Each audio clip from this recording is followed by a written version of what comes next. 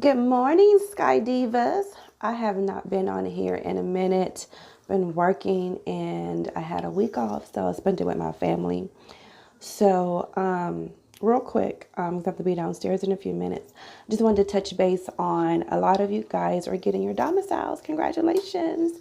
Um, and are inquiring about commuting. Well, we have a policy, a no commute policy your first year, which means you cannot commute to work.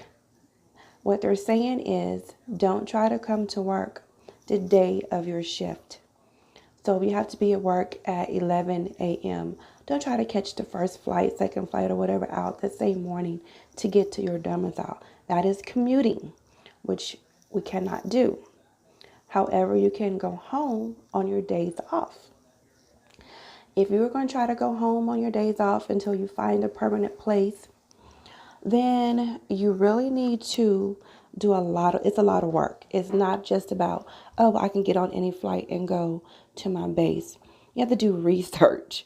You have to look at the weather, not only where you live, where your home is, or where your bed is, but you got to look at the weather and the place that you're flying to and the surrounding areas because it can affect the plane that may be taking you, right? So you got to research the weather.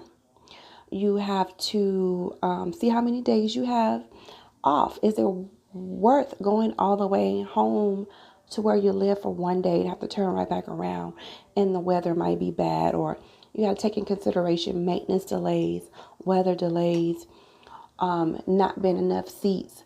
So you never want to try to go to work the same day. We're not allowed to anyway, but I would not advise that for anyone because for me, it doesn't do any good to look at flight loads. Like I was off a whole week and I'm working today. So I came to Dallas yesterday. So yesterday was a Monday. So I started looking at flight loads on Saturday just to see if I needed to come up early. Flights were looking good. Weather was pretty decent. So I thought I would be okay. Sunday came. Um, I looked at flight loads again on Sunday. Same thing. Monday morning, it was the same thing.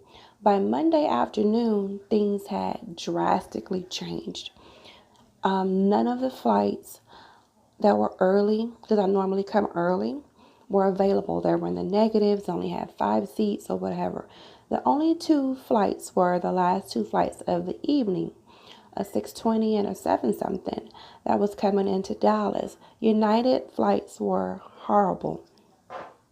Um, so I listed for the second to the last flight first because I wanted an early opportunity just in case I had to drive, right?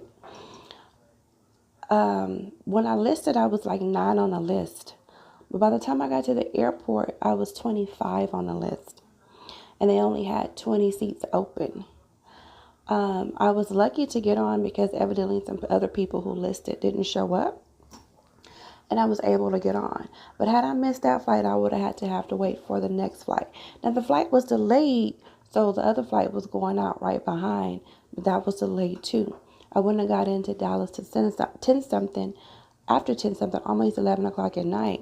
Had I had to drive, I would have been driving late at night, coming, here. So you never want to do that. You have to take all those things into consideration. Some of these domiciles that you guys are getting are very expensive to live in. So I encourage you to build relationships and friendships with people in your class as well as some of these social media platforms. That way, people looking for a roommate or looking for a room to rent or someone that you can split hotel costs with until you find something is going to be your best friend. Don't think about it as, oh, I haven't had a roommate in years. I don't like living with nobody. You're not going to even be there. And when you are there, you're just going to be asleep. So don't look at it that way. Both of y'all are going to have so many different schedules coming in and out. Who cares? If you can't stay with somebody for a couple hours, 8 hours the most, you need to look at yourself. Something ain't right with you.